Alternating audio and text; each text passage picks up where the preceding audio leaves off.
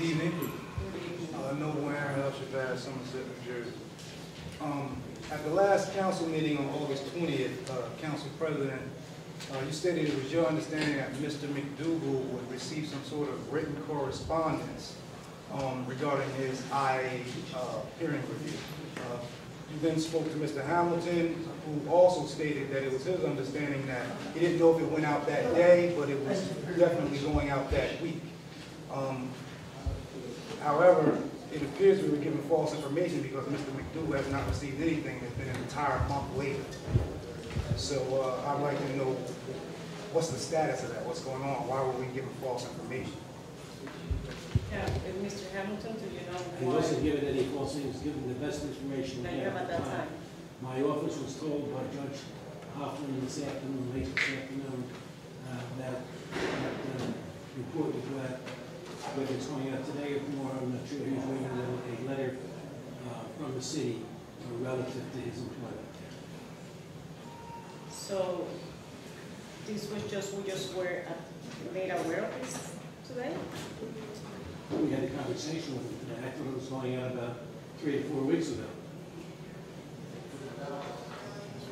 So the report, we have to wait for that in order to get a report. I don't have the report. He's the one who's got the report. What does the process for, the process that is set forth in this, for this particular issue, what does the process says that whoever put forth a complaint, what is are they entitled to a response in 2 weeks, in 1 week, and what is the process dates? The report can't be sent out until the hearing officer signs it. I understand, but if somebody put open a case because they feel that they were not, their case back in 2013 was not handled according to their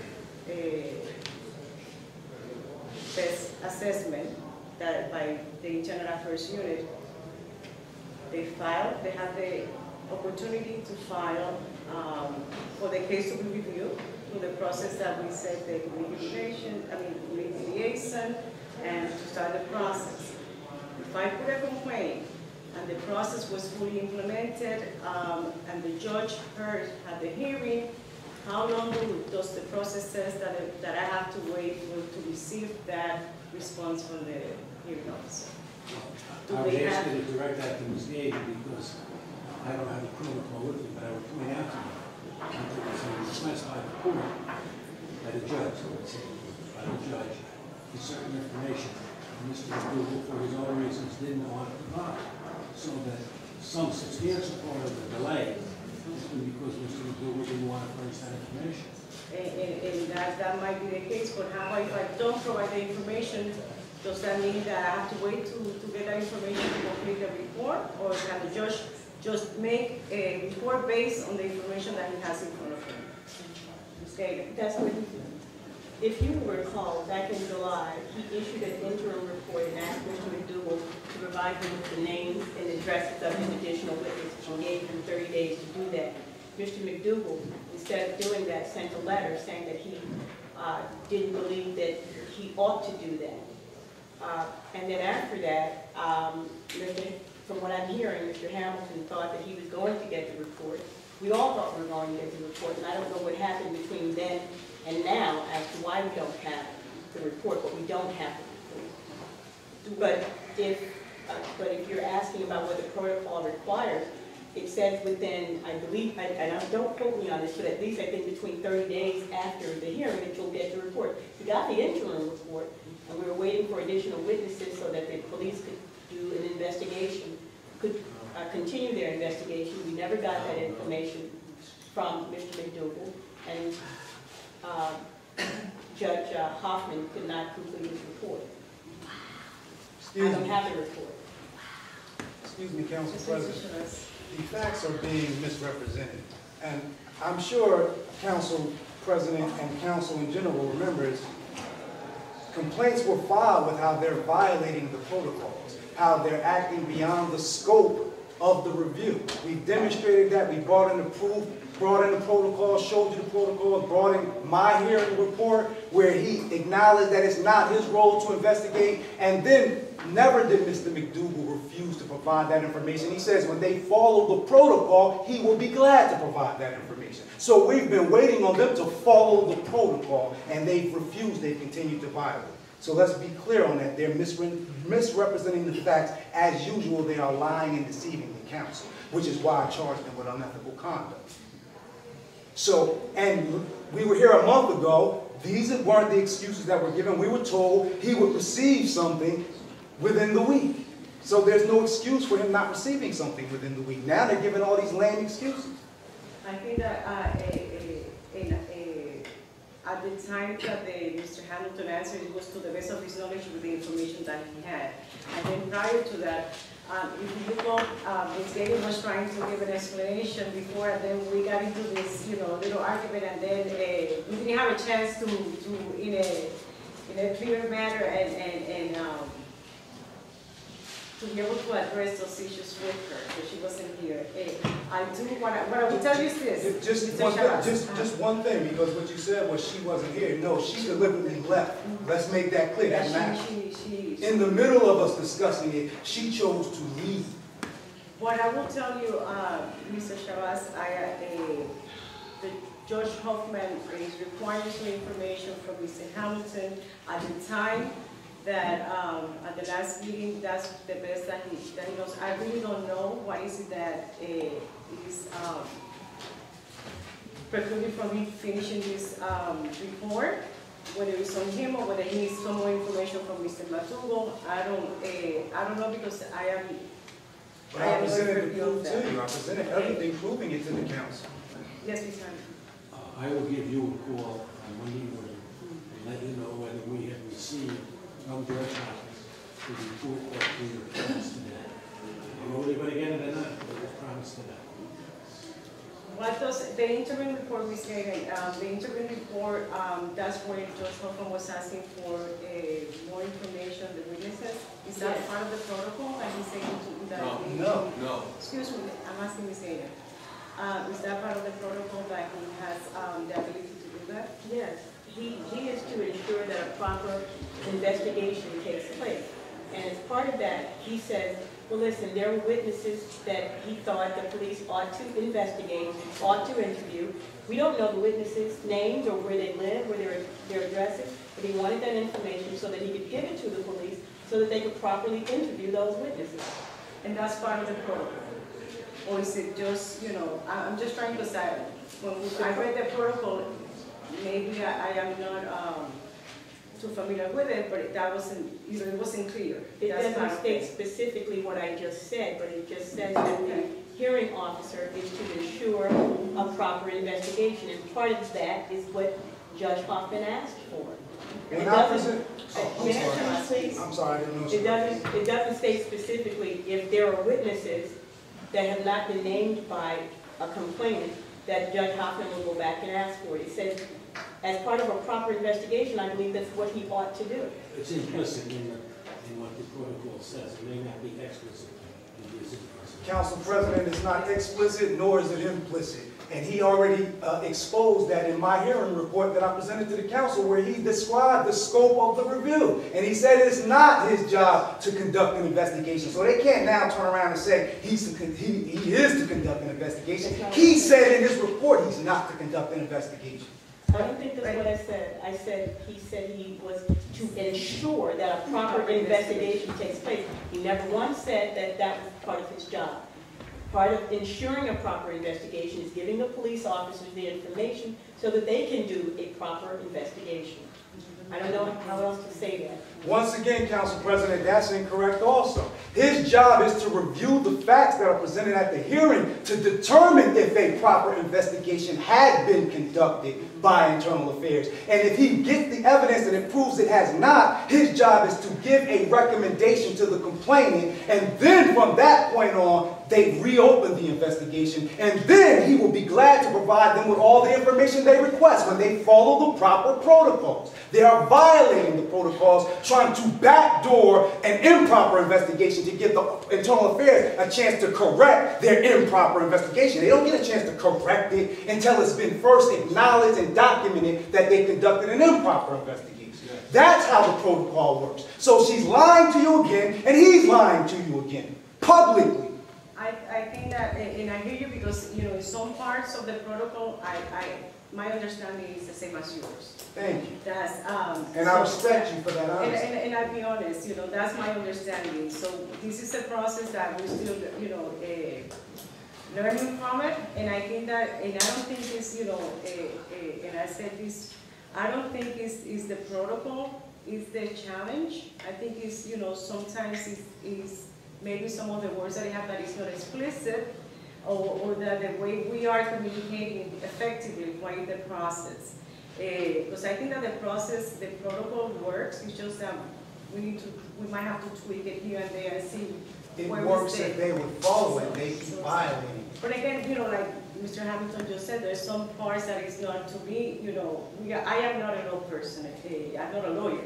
So if I read something, it might be what is explicit to Mr. Hamilton, it might not be explicit to me. So it has to be in a sense that is understandable for everybody to understand the process again. But I don't think that they are, that Mr. Hamilton or Ms. Gating are lying. It's just, I think it's the understanding of the process. That's where we are, and the implementation, that's where the issues lie, not of the protocol, in the protocol itself. Because I understand it the way you do. Maybe I am wrong, I don't know. No, we understand it correctly. They're lying. This is something that we need to. And I'll be, I don't know how many minutes he has, also just 2 more minutes. I just want to be, but I will tell you this, Mr. Shabazz. Yes, ma'am. I have tried my best to understand it, so I still have questions. And it's not a surprise to anybody that that's how I feel.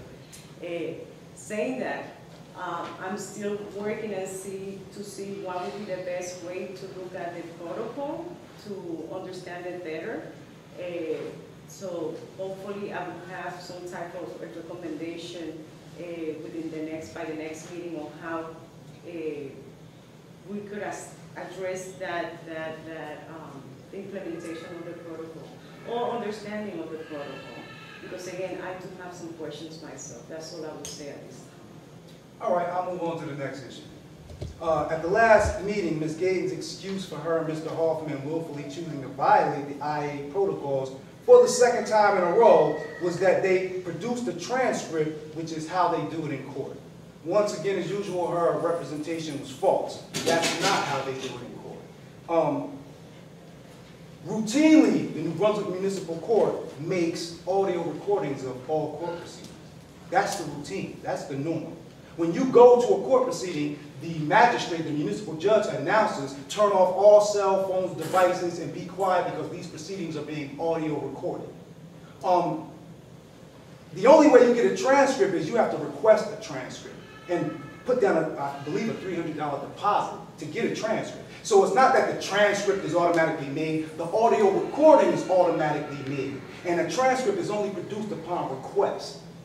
So you were deceived again when she told you that they produced a transcript. They violated the protocols which call for, the protocols call for following the routine of making an audio recording. Her lie was, her excuse was, well, we produce a transcript because that's how we do it in court. That's not how they do it in court.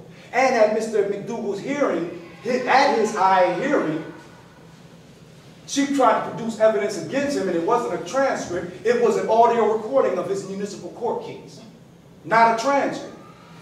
So clearly she's lying to you again. So lastly, since I filed a complaint against her and Mr. Hoffman for unethical conduct, all I need to know is what is the status of my complaint? Skating, do you have, I don't know. I think the panel No, deserves that's the Board of Ethics responsibility. No, I already addressed that and made it clear that as a community liaison officer, that has nothing to do with the Board of Ethics. The council is responsible for her as a community liaison. We addressed this last month already. Well, I wasn't here at the last meeting, but the Board of Ethics has responsibility on ethics complaints.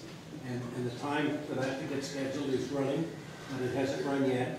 And Mr. Shabazz will hear from either Council Board Chairman Molnar or from the attorney, which maybe they may not be named for the Board of Ethics. Once again, I need to say this. You mean the council, you're talking about the council. And he was here when he tried to say that the last time, and I corrected it, and the council acknowledged that you do have authority over here. The mayor and the city council established the community liaison office, and you are the ones to properly determine whether she should be disciplined or not, and to review my unethical conduct complaint against the community liaison officer.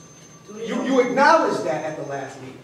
Duly noted, Mr. Chavez. I will have an answer for you in terms of everything else by the next meeting. Thank you.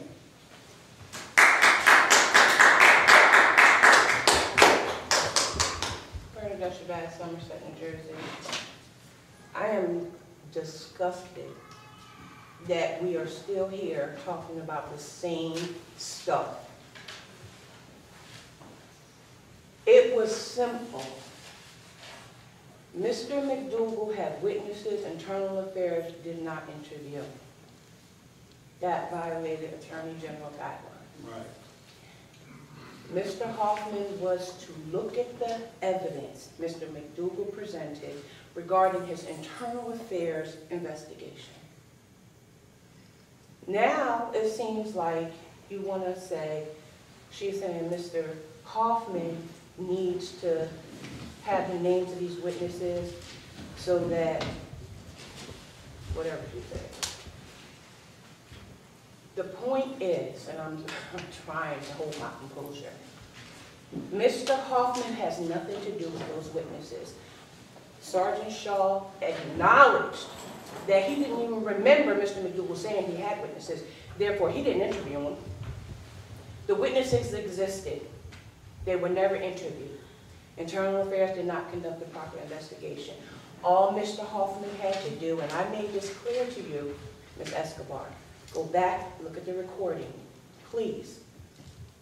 Ask Mr. Hoffman to make the recommendation that Internal Affairs reopen the investigation, and Mr. McDougal will provide Internal Affairs the names of the witnesses so that they can interview them if they want to do that now, correct their error, or their wrongdoing, or their negligence.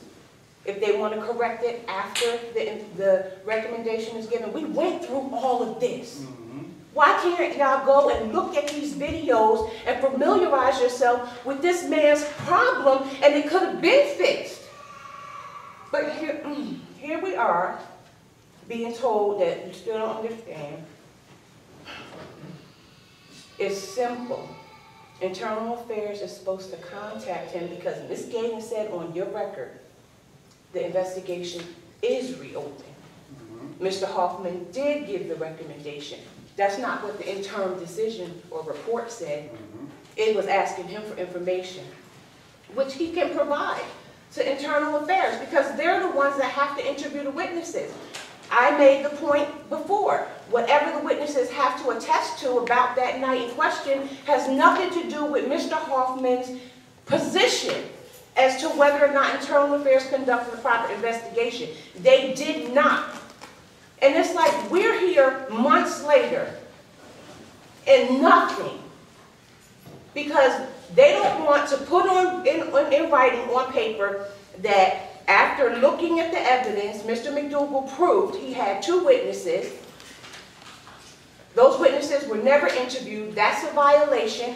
Therefore, Internal Affairs needs to reopen that investigation and now conduct it properly and take it from there. You don't want to put that on a piece of paper and we're getting this dance and we're going in circles and Ms. Gaten is saying, well, Judge Hoffman needs to know, you know, this and that. All of that is irrelevant.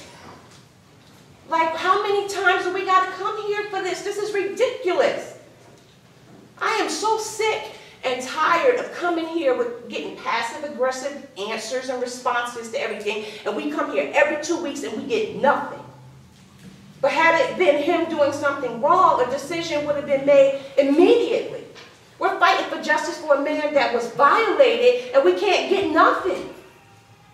It's layman. It's layman terms. I'm spelling it out for you. Internal Affairs did not conduct a proper investigation. They need to reopen it to talk to his witnesses. That has nothing to do with Ms. Gayden, has nothing to do with Mr. Hoffman. All they need to do is make the recommendation. Now, he's saying, well, Mr. McDougal was required, or Mr. Hoffman requested some information. Mr. McDougal didn't provide it. Mr. McDougal acknowledged he will provide it to the proper people. Internal Affairs give the recommendation, and now we got to wait 2 more weeks for that. This is ridiculous. I just want to say that from the get-go, I said that I will not make, and this council doesn't make any determinations about the outcomes of the case, and I have been very clear about the outcomes specific of the case. What I've been seeing, and this is what I agree, is that I still have some challenges with the way the protocol, which is that's where we have the responsibility to make sure that it's being done. How is the protocol is being implemented and that it's done properly as we intended to. So in terms of a specific of cases, that's not our purview. We don't have anything to do with that. Right. But just the implementation. I just want to be, and I have said that very clear from the get-go. And I understand that. The only reason I'm making the point I of understand. the procedure is to show you that he's going above and beyond the scope of his position as a hearing officer. All he needs to do is make the recommendation because the evidence was presented to him. It's simple, and I don't know why they're trying to make it difficult, and I believe they're making it difficult because they don't want to acknowledge the truth. He was violated. The investigation wasn't proper, it wasn't done correctly, and they need to man up, be honest, admit it, and move forward. Thank you.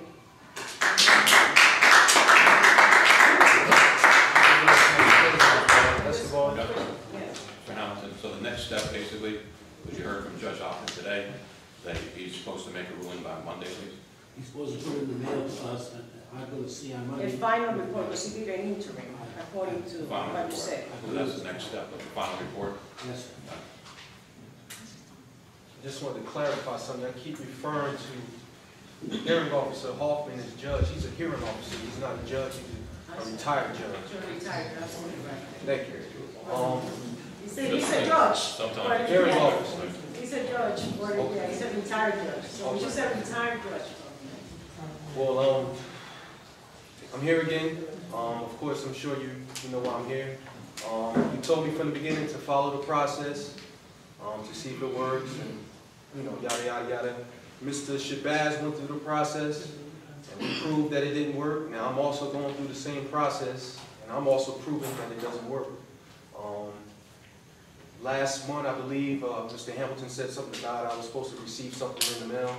I haven't received anything. I believe my hearing was over 4 months ago, and I haven't got a decision, and I think the problem is the truth.